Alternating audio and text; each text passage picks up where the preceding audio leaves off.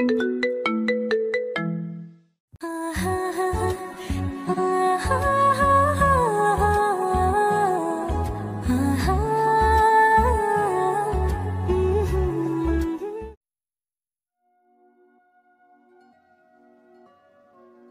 কি ভার্জিন নাকি না? আপনি এসব কি কথা বলতেছেন? আর আজকে ফুলসজ্জার রাতে আপনি এসব কি উল্টাপাল্টা কথা বলতেছেন? আমি যেটা জিজ্ঞেস করেছি শুধু আপনি তার উত্তর দেবেন। আর এত কথা বলতে বলেছি আপনাকে? আমি বুঝতেছি না আপনি আমাকে রাগ দেখাচ্ছেন কেন। আমি শুধু বলতেছি আপনি কি উল্টাপাল্টা কথা বলতেছেন আমাকে এসব। আমি বলেছি তুমি কি ভার্জিন নাকি না, তার উত্তর আমাকে এখনই তুমি দাওনি। না, আমি ভার্জিন না। আমি এর আগে আমার শরীরে সবচেয়ে বড় সম্পদ বিক্রি করে দিয়েছি। এবার আপনি খুশি হয়েছেন? আপনি আমাকে বিয়ের আগে এই কথাটা বলেননি কিসের জন্য? আজকের পর থেকে আপনার সাথে আমার কোনো সম্পর্ক নেই। আমি কালকে সকালে আপনাকে আপনার বাবার বাসায় পাঠিয়ে দেব। আপনি যেভাবে বলছেন বিয়ের আগে মনে হয় আমাদের কখনো দেখা হয়েছে। শুধু ফোনে দু একদিন কথা হয়েছে। আর বিয়ের দিন আমি আপনাকে প্রথম দেখেছি, আর আপনি আমাকে প্রথম দেখেছেন। আপনার সাথে আমি ভালো মতো কথা বলার সুযোগ পাইনি। আমি চেয়েছিলাম আপনার সাথে সব শেয়ার করতে, কিন্তু আমি তো সেই সময়টা পাইনি। কিন্তু আমি তো কিছু করতে পারবো না। আপনাকে বলেছিলাম আমি আপনাকে কালকে আপনার বাবার বাসায় পাঠিয়ে দেব। আপনার সাথে আমার কোনো সম্পর্ক নেই। বিয়ে নামে মিথ্যা একটা যে সম্পর্ক হলো, আজকে সেটা আমি কয়েকদিনের মধ্যে শেষ করে দেব। আর আপনার যে দেনমোহর আছে সেটা আপনাকে পরিশোধ করে দেব। প্লিজ, আপনি এরকম কোনো কিছু করবেন না।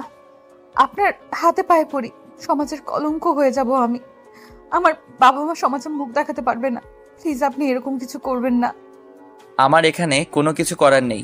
আমি যেটা সিদ্ধান্ত নিয়েছি সেটাই ফাইনাল। আর আমি যেহেতু ছেলেটা এখনো ভার্জিন, আমি কোনো মেয়ের দিকে তাকাইনি, তাহলে আমি কেন একটা নোংরামের সাথে সংসার করব সারা জীবন? ঠিক বলেছেন আপনি। আমি একটা নোংরা মেয়ে। প্লিজ, আপনি আমাকে ক্ষমা করে দেন। আমি আপনার বাসার গোলাম হয়ে থাকবো, আপনার বাসার কাজের মেয়ে হয়ে থাকবো, কিন্তু আপনি আমাকে আমার বাবার বাসায় পাঠাবেন না। আপনাকে হাত জোর করে বলতেছি। আমার পক্ষে সম্ভব না। আমি যেটা একবার বলেছি সেটাই করব। আর আমি যেহেতু একটা নোংরা মেয়ের সাথে থাকতে পারবো না, তাই আপনাকে কালকে আপনার বাবার বাসা যেতেই হবে। আজকে রাত অনেক গভীর হয়েছে, একটু পর ভোরের আলো চারদিকে ছড়িয়ে পড়বে। তাই এখন আপনাকে আমি বের করে দিতে পারি না। সকাল হওয়া পর্যন্ত আপনাকে এখানে রাখতে হবে আমাকে। দেখেন, আমি পরিস্থিতির শিকার ছিলাম। আমি ইচ্ছাকৃতভাবে নষ্ট হইনি, আমাকে বাধ্য করা হয়েছিল। আমি নষ্ট মেয়ে না, বিশ্বাস করেন। আমার সাথে তার অপব্যবহার করেছিল কাজের কথা বলে। তাতে আমার কি হয়েছে? আমার এখন যেটা করা উচিত আমি সেটাই করব। একটা নোংরা মেয়ের সাথে আমি কখনো সারা জীবন থাকতে পারবো না। আর আপনার সাথে আমার পরিচয় শুধু দু একদিন আগের, আর বিয়ে হলো আজকে জাস্ট। আর আমি আমার প্রশ্নের উত্তরটা পেয়ে গিয়েছি। আপনি একটা নোংরা মেয়ে, তাহলে আমি আপনার সাথে কেন থাকবো বলেন? আমি যদি একটা খারাপ ছেলে হতাম তাহলে আপনি কি আমার সাথে থাকতেন? হয়তো থাকতাম, মেনে নিতাম, কারণ আমরা মেয়ে মানুষ, আমরা সবকিছু মানিয়ে নিতে পারি। আর আমি পরিস্থিতির শিকার হয়ে নিজের দেহ বিলিয়ে দিতে বাধ্য হয়েছি। আমি ইচ্ছাকৃতভাবে আমার শরীর সম্পদ বিক্রি করিনি। আপনি প্লিজ আমাকে বিশ্বাস করেন। আমাকে প্লিজ আপনি তাড়িয়ে দেবেন না। আমি কোনো কথা শুনতে চাই না। আপনি আপনার মতো থাকেন, আমি আমার মতো আমার বাসায় থাকবো। আপনার সাথে আমার কোনো পরিচয় ছিল না, কোনো কিছু ছিল না। আপনি ভাববেন এটা একটা রাতের স্বপ্ন ছিল, আর আপনি সকালে আপনার বাসায় চলে যাবেন। আমি চাই না এটা নিয়ে কোনো বাড়াবাড়ি করতে। আমি আপনার পায়ে ধরে বলতেছি, প্লিজ আমাকে মাফ করে দেন। আমি আপনার বাসার কাজের মেয়ে হয়ে থাকবো, তাও আপনি আমাকে বাসায় পাঠাবেন না। তাহলে আমার বাবা মা সমাজের চোখে একজন কলঙ্কিত বাবা মা হয়ে বেঁচে থাকবে। তাই হয়তো তারা হয়তো সুইসাইড করতে পারে। তাতে আমার কিচ্ছু যায় আসে না। আমার কি তাতে? আপনার ফ্যামিলি আপনি বুঝবেন, আমি কেন এর মধ্যে থাকবো? আপনাকে আমি বিয়ের আগে কিন্তু বলেছিলাম যে আপনি প্রেম করেছেন কিনা বা কারোর সাথে কোনো কিছু করেছেন কিনা। আপনি তখন কি উত্তর দিয়েছিলেন আমাকে একটু ভেবে দেখেন তো। সেদিন আমি আপনাকে মিথ্যা বলেছি, কারণ আমি আমার বাবা মায়ের বোঝা হয়ে গিয়েছিলাম। তাদের বাসায় আমাকে তারা রাখতে পারতেছিল না, কারণ সমাজের সবাই তাদেরকে কটু কথা শোনাচ্ছিল। তার জন্য আমি বাধ্য হয়েছি আপনাকে মিথ্যা কথা বলতে। সেটা আপনার পার্সোনাল ব্যাপার। আপনার জীবনে কি হয়েছে না হয়েছে, আমি আমার যে দায়িত্ব সেটা পালন করব এখন। কারণ আমি কোনো নোংরা মেয়ের সাথে ফুলসজ্জা প্লাস সারা জীবন কখনো পার করে দিতে পারবো না। আমার পক্ষে কখনোই সম্ভব না, আমি পারবো না। আপনি আমাকে মাফ করবেন। প্লিজ আপনার যা ইচ্ছে তাই করেন। আপনি অন্য মেয়েকে বিয়ে করবেন, আমি তাও বাধা দিব না আপনাকে। প্লিজ, আমি শুধু এই বাসায় কাজ করে 3 বেলা 3 মুঠো খাবার চাই আপনার কাছ থেকে, তাছাড়া আর কিছু চাই না। আমার মাথা খারাপ করাবেন না, তাহলে কিন্তু ভালো হবে না বলে দিচ্ছি। আর মাথা গরম হলে কিন্তু কি করব নিজেও জানি না। তাই আপনি আপনার মতো এখন নিচে শুয়ে পড়েন, আমার কাছে আসার চেষ্টা করবেন না। আর কথা হলো, কাল সকালে উঠে যেন আপনার মুখ আমি না দেখি। কথাটা বলে আজকে সদ্য বিবাহিত আমার স্বামী বিছানায় শুয়ে পড়লেন, আর আমার দিকে ফিরেও তাকালেন না। আমি কান্না করতে লাগলাম। কান্না করা ছাড়া আমি এখন কি করতে পারি? কারণ ভাগ্যের নির্মম পরিহাস আমাকে মেনে নিতেই হবে। আমি কোনো ভুল কাজ করিনি সেদিন। আমি বাধ্য হয়েছিলাম, আমি অসহায় ছিলাম। পরিস্থিতির শিকার হয়ে আমি নিজের ইজ্জত রক্ষা করতে পারিনি। আমি সেদিন নিরুপায় ছিলাম। আমি জানি আমার সাথে এমনটাই হবে, কারণ একটা নষ্ট বা নোংরা মেয়েকে কেউ তার জীবন সঙ্গী করে নিতে পারে না। কিন্তু সমাজে অহরহ এরকম আছে যে একটা নোংরা ছেলেকে একটা মেয়ে ভালো করতে পারে। তাহলে একটা ছেলে কেন একটা নষ্ট মেয়েকে ভালো করতে পারে না? ছেলেরা সব নোংরামি করলে সব কিছু ঠিক হয়ে যায়, কিন্তু মেয়েরা একটু নোংরামি করলে এটা মেনে নেওয়া যায় না। এটাই বর্তমান সমাজের ব্যবস্থা। কোনো আওয়াজ করতে পারলাম না, কারণ আওয়াজ করার মতো কোনো শক্তি আমার কাছে নেই। তাই চুপচাপ নিচে শুয়ে পড়লাম। আমার এখন কোনো কিছু বলার রাস্তা নেই। এখন কি হবে? তিনি তো তার মনের ভাব প্রকাশ করিয়েই দিলেন, আর এটাই স্বাভাবিক। তিনি তার মতামত প্রকাশ করতেই পারে। আমি যেমন আমার ব্যক্তি স্বাধীনতা চেয়েছিলাম, আর তখন আমি সমাজের নোংরা মানুষের সাথে মিশেছিলাম, নিজের জীবনটা নষ্ট করে দিয়েছি। আর এখন আমি কিভাবে একটা ভালো মানুষকে আমার জীবনসঙ্গী হিসেবে আশা করি? বর্তমান সমাজে এমন হয়ে গেছে যে কেউ কাউকে ভালো মতো থাকতে দেয় না। আর মেয়ে মানুষকে একটু চলাফেরা করতে দেখলে মনে হচ্ছে যে 1000 ছেলের চোখ তার উপরে পড়ে। আমি পর্দা করতাম, সবকিছু ঠিকঠাক ছিল, কিন্তু আমি যখন প্রথম কলেজে উঠেছি তখন বান্ধবীদের চলাফেরা, তাদের আচার আচরণ, তারপর মেলামেশা, এসব করতে করতে যে আমি কখন কোন দিকে চলে গেছি নিজেও জানি না।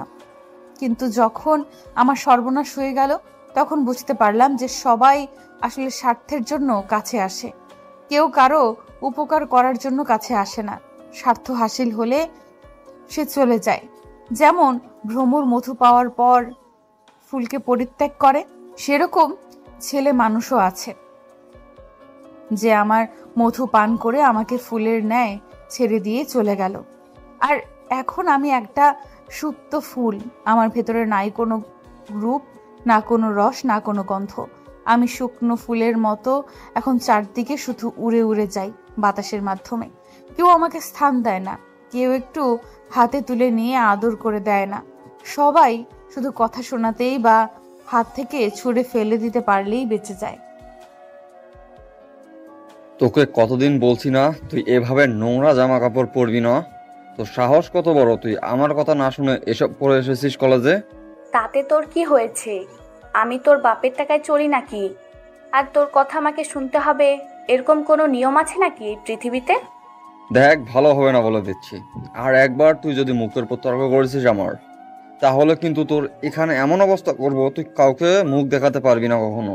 দেখ, আমার মাথা গরম করবি না। আমি আমার মতো চলতে চাই। আমি তোর কথা শুনতে বাধ্য না, কারণ এতদিন তোর কথা শুনেছি, এখন আর শুনতে পারবো না। তোকে শুনতে হবে আমার কথা, শুনতেই হবে, এটা বাধ্যতামূলক হয়ে গিয়েছে। এখন যদি আমার কথা না শুনিস তাহলে তোর এমন অবস্থা করব কাউকে মুখ দেখাতে পারবি না লজ্জায়। দেখ, আমি এখন এখানে থাকতে চাই না। আর তুই আমাকে এভাবে বাথরুমে নিয়ে এসেছিস কিসের জন্য? কেউ দেখে ফেললে কি ভাববে ভেবে দেখেছেন? তোমার এত বড় কলিজা কে দিল তুই আমার সাথে এভাবে তর্ক করতেছিস? তোর মতিগতি তো ভালো লাগতেছে না। তোকে সাহসটা কে দিল তার নামটা একবার বল, তাকে আমি কুত্তার মতো রাস্তায় ফেলে পিটাবো। তুই হয়েছিস বড় লোকের ছেলে, তাতে কি হয়েছে? আমি তোকে ভয় পাই নাকি? আর আমাকে কে সাপোর্ট করবে? আমি আমার মতো প্রকাশ করব। তাতে তোর কি? আমি আর তোকে ভয় পাই না। আচ্ছা তাই নাকি? তুই আমাকে ভয় পাইস না তাই না? আচ্ছা দাঁড়া, তোর ব্যবস্থা আমি করতেছি। তুই আমাকে ভয় পাস না, তোর তো কলিজা বড় হয়ে যাচ্ছে দিন দিন। কথাটা বলে আয়াত তার ঠোঁট দুটো আমার ঠোঁটের উপর বসিয়ে দিল। এই অত্যাচার আমাকে আর কতদিন সহ্য করতে হবে আমি বুঝতে পারতেছি না। কবে যে এই শহর থেকে চলে যাব আর কবে যে আমার গ্র্যাজুয়েশন শেষ হবে আমি বুঝতে পারতেছি না। আমার গ্র্যাজুয়েশন শেষ হয়ে গেলে আমি আমার শহরে চলে যাব, আর এই বদমাশের অত্যাচার সহ্য করতে হবে না। এই বদমাইশ আমার জীবনটা শেষ করে দিল। আজকে আমার ঠোঁটের 12টা বাজিয়ে ছাড়বে, আবার রক্ত বের করেই ছাড়বে। আমি শক্তি দেখাচ্ছি, কিন্তু লাভ হবে না, কারণ এটা আজকের অত্যাচার না, এটা বিগত 1 বছর ধরে চলছে। কারণ আমাকে যেদিন থেকে এই পাগলটা দেখেছে সেদিন থেকে আমার ঠোঁটের 12টা বাজা শুরু হয়ে গেছে। সেদিন থেকে তার অত্যাচার আমাকে অতিষ্ঠ করে তুলেছে। আয়াতের সব থেকে বাজে অভ্যাস, আমি তার কথা না শুনলে সে আমার ঠোঁট থেকে রক্ত বের করে ছাড়বে, তার আগে ছেড়ে দিবে না। আয়াত ছেলেটা মোটেও খারাপ না, শুধু একটাই বদ অভ্যাস, সে শুধু আমার 12টা বাজিয়ে ছাড়ে আর অন্য কোনো মেয়ের দিকে তাকায় না। কিন্তু সে নাকি আমাকে ভালোবাসে, কিন্তু আমার মনে তার জন্য কোনো ভালোবাসার জন্ম হয়নি এখন পর্যন্ত, আর হবেও না, কারণ আমি চাই না এইরকম একজন নষ্ট ছেলের সাথে সম্পর্কে যেতে। আর আমার পরিবার কখনোই মেনে নেবে না আমাকে। তাহলে আর আয়াত হচ্ছে এমন একটা ছেলে যাকে এই পুরো কলেজে সবাই ভয় পায়। তার কিছু বন্ধু আছে, সবাই এই এলাকার ছেলে, যার কারণে তাদের বিরুদ্ধে কেউ কোনো কথা বলার সাহস পায় না। হঠাৎ আমার ঠোঁট দুটো ছেড়ে দিয়ে আয়াত আমার চোখের দিকে চোখ দুটো বড় বড় করে তাকিয়ে রইল, আর আমাকে তার চোখের ভাষায় বলে দিচ্ছে যদি আর আমি এরকম কোনো কিছু করি তাহলে আমার অবস্থাও করুণ করে ছেড়ে দেবে।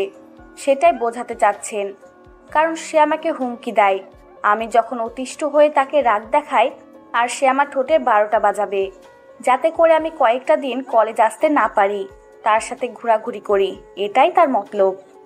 আমি বুঝি না আয়াত আমার সাথে এরকম কেন করে, এটা করে সে কি পায় আমার সাথে।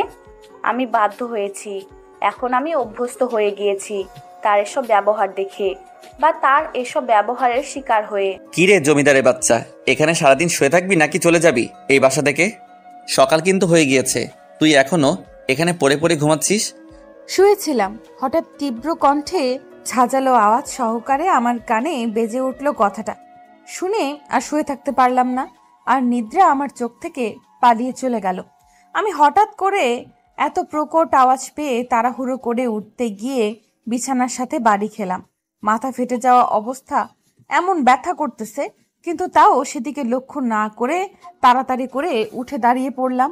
সামনে তাকিয়ে দেখি গতকাল যার সাথে আমার বিয়ে হয়ে গেছে সেই মানুষটা কিরকম একটা মুড নিয়ে দাঁড়িয়ে আছে আমার সামনে। মনে হচ্ছে যে এক্ষুনি আমাকে ছুঁড়ে ফেলে দিবে। তুই কোন জমিদারের বাচ্চা শুনি? তোকে আমি গতকাল রাতে কি বলেছি, আর তুই এখনো আমার রুমে পড়ে পড়ে ঘুমাচ্ছিস কিছুর জন্য? আমি তার কথার কি উত্তর দেব ভেবে পাচ্ছি না, কারণ আমার এখন কোনো উপায় নেই। এখন যদি তিনি আমাকে লাথি দেয়, তারপর আমি তার পাল্টা জবাব দিতে পারবো না। আর তিনি যদি চায় আমাকে এখান থেকে ঘাট ধাক্কা দিয়ে বের করে দিতে, আমি কিছুই বলতে পারবো না। আমার বলার কোনো সামর্থ্য নেই, আমার কোনো কিছু বলার নেই, কারণ আমি কি নিয়ে শক্তি দেখাবো? কথা কানে যাচ্ছে না তোকে কি বলতেছি? আর তুই এখনো দাঁড়িয়ে আছিস কিসের জন্য? ভালো মানুষের বাচ্চা নাকি তুই? কোন নোংরা মানুষের বাচ্চা? আমার কথা কানে ধরছিস না কিসের জন্য? তুই এখান থেকে যাবি? প্লিজ আমাকে কয়েকদিন সময় দিবেন। আপনি আপনার হাতে পায়ে ধরি, আমি পরে বলতেছি। তারপরেও আপনি আমাকে কিছুদিন সময় দেন, আর আমাকে এইভাবে যদি তাড়িয়ে দেন তাহলে আমি লজ্জায় সমাজের কাছে থাকতে পারবো না। সেটা একান্তই তোর ব্যাপার, তাতে আমার কিছু যায় আসে না, কিন্তু এখন তোকে এখান থেকে চলে যেতে হবে, এটা হচ্ছে বড় কথা। না হলে কিন্তু তোর অবস্থা খুব খারাপ আছে বলে দিচ্ছি। তাই ভালোই ভালোই আমার বাসা থেকে বেরিয়ে যা তুই। বিশ্বাস করেন, আমি নষ্ট মেয়ে হতে পারি, কিন্তু আমার মনে এখন নষ্টামি নেই। আমি সত্যি বলতেছি, আমি কয়েকদিন সময় দেন, আমাকে কয়েকদিন সময় দেন, আমি বেরিয়ে যাব। আপনাকে ডিস্টার্ব করব না, শুধু কাজের মেয়ে হয়ে কয়েকটা দিন থাকবো, তারপর চলে যাব। হয়েছে, তোর কথা আমার সহ্য হচ্ছে না। তুই এখন আমার দু চোখের সামনে থেকে চলে যা, যেখানে যেতে ইচ্ছে করে সেখানে যা, কিন্তু আমার চোখের সামনে আসবি না ভুল করেও। আর অধিকার দেখানোর কথা তো মাথায় যেন তোর না আসে, তাহলে কিন্তু তোকে এত অত্যাচার করব তুই বিশ্বাস করতে পারবি না। আচ্ছা, আমি আপনার দু চোখের সামনে আর কখনো আসবো না। আমি চলে যাচ্ছি এখান থেকে, কিন্তু প্লিজ আপনি আমাকে বাসা থেকে তাড়িয়ে দেবেন না। তাহলে আমি মরে যাব। আমার বেঁচে থাকার কোনো অধিকার থাকবে না এই সমাজের। সবাই আমাকে কটু কথা শোনাবে।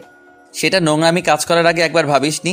যদি তোর জন্য তোর বাবা মায়ের আত্মসম্মানবোধ চলে যায় সমাজে থেকে, তোর জন্য তোর বাবা মাকে সবাই আঙুল তুলে কথা বলে, তখন এই কথাগুলো তোর মাথায় আসেনি?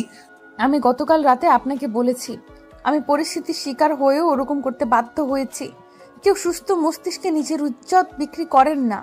এটা হয়তো আপনারা পুরুষ মানুষ বুঝবেন না। আমার বুঝে শুনে কোনো কাজ নেই। তুই একটা নষ্টামি, তোকে আমি দেখতে চাই না। তুই আমার রুমে আসবি না, তোর মতো নোংরামি আমার রুমে যেন না আসে। আচ্ছা, আমি তাহলে বেরিয়ে যাচ্ছি। আমি আপনার চোখের সামনে কখনোই আসবো না। কিন্তু আপনার বাবা মাকে আমি কি বলবো? আমাকে শুধু এইটুকু একটু বুঝিয়ে দেন। আমার মাথায় কিছুই আসছে না। আমার বাবা মার সামনে একদম লক্ষ্মী বউয়ের মতো থাকবি, কিন্তু আমার সামনে কখনো আসবি না, বুঝছিস? আর বাবা মাকে একটু যদি বুঝতে দিয়েছিস যে আমি তোকে মেনে নেইনি, তাহলে কিন্তু তোর অবস্থা খারাপ আছে। আচ্ছা, আপনি যেভাবে বলবেন সেভাবেই হবে। আমি এর থেকে অতিরিক্ত কোনো কাজ করব না। আপনি যেভাবে বলবেন সেভাবেই চলবে।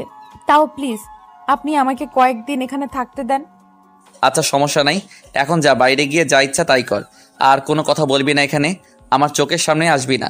যত পারবি আমার থেকে দূরে থাকবি, তোর জন্য মঙ্গলজনক হবে। আচ্ছা, আমি তাহলে গেলাম। আর আপনার চোখের সামনে কম আসবো, যদি পারি আসবো না। যদি আপনার আম্মু আমাকে আপনার কাছে পাঠিয়ে দেয়, তাহলে প্লিজ আপনি একটু বুঝে নিয়েন। আমি কোনো কাজের জন্য আপনার কাছে এসেছি। তোকে কোনো জ্ঞান দিতে হবে না। তুই এখন এখান থেকে চলে যেতে পারিস, না হলে কিন্তু তোর অবস্থা খারাপ আছে। রাগ ওঠার আগে তুই আমার দু চোখের সামনে থেকে চলে যা। সেখানে আর এক মুহূর্ত থাকলাম না। থেকে কি লাভ, যেখানে আমার মূল্য নেই আর মূল্য থাকবেই বা কিভাবে? আমি তো মনে রাখার মতো কোনো কাজ করিনি। আমি যেটা করেছি সেটা অন্যায় করেছি।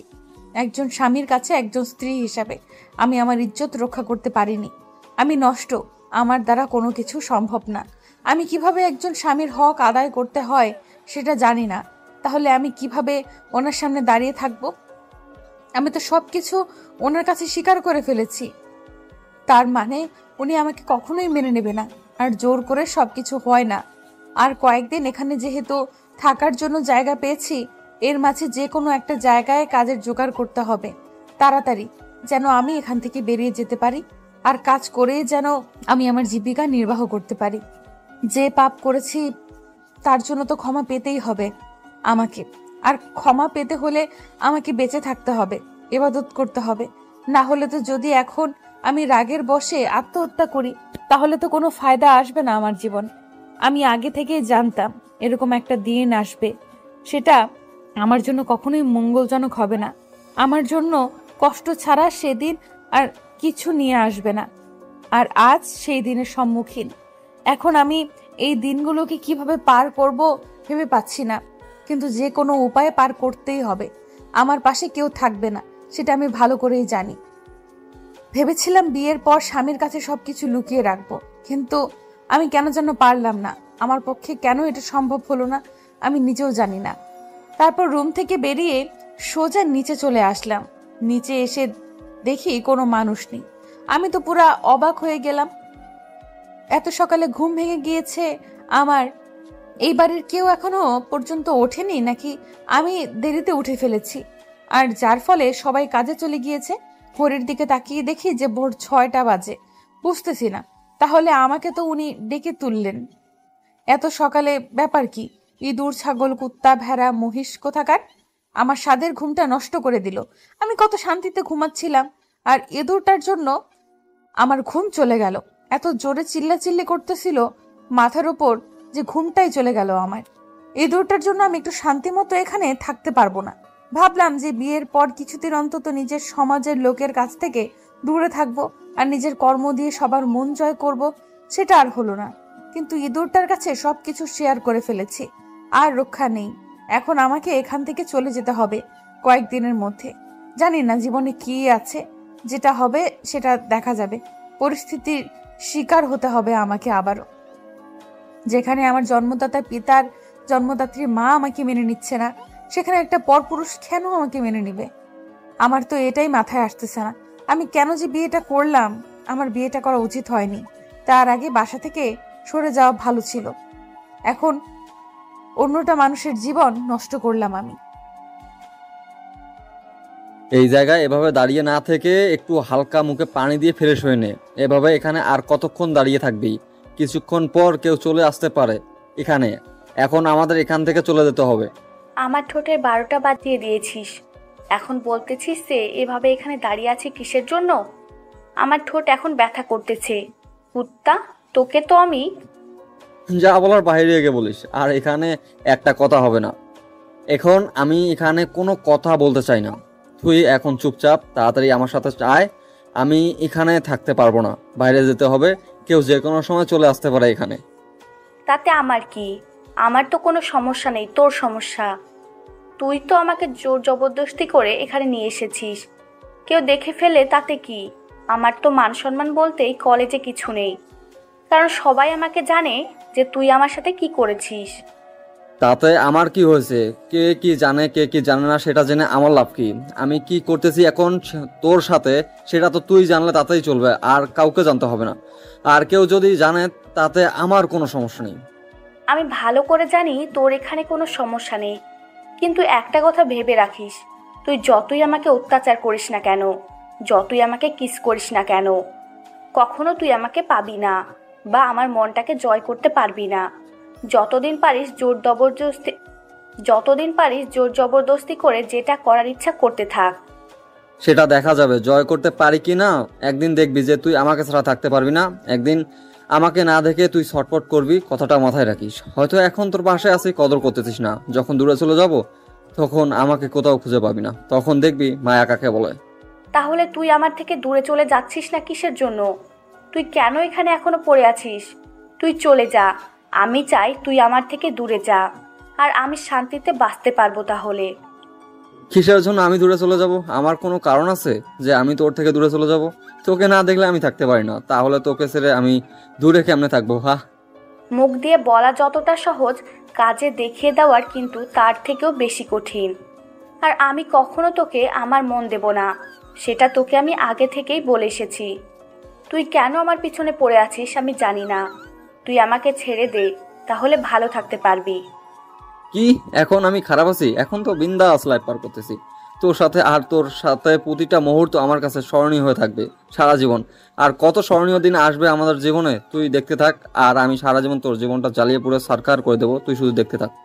কথাটা বলে আয়াত বাইরে বেরিয়ে আসলো, আর আমি তার পিছনে পিছনে বেরিয়ে আসলাম। বেরিয়ে এসে দেখি কয়েকটা ছেলে বাহিরে দাঁড়িয়ে আছে। হয়তো আয়াত এগুলোকে গার্ড রেখে দিয়েছিল। কিন্তু আমরা যে এখান থেকে বেরিয়ে কলেজের গেটের সামনে আসলাম, সবাই আমার দিকে অবাক দৃষ্টিতে তাকিয়ে আছে। হয়তো এরকমটা আশা করেনি। আমি এখন আয়াতের সাথে আছি, কারণ আমার বান্ধবীগুলোকে আমি বলেছি আয়াত আর আমাকে ফোনও করবে না। আমি তাকে সেইভাবেই গুন্ডা দিয়ে পিটিয়েছি। কিন্তু তারা যখন আমাকে আজকে এই অবস্থায় দেখলো, সবাই অবাক হয়ে আমার দিকে তাকিয়ে আছে।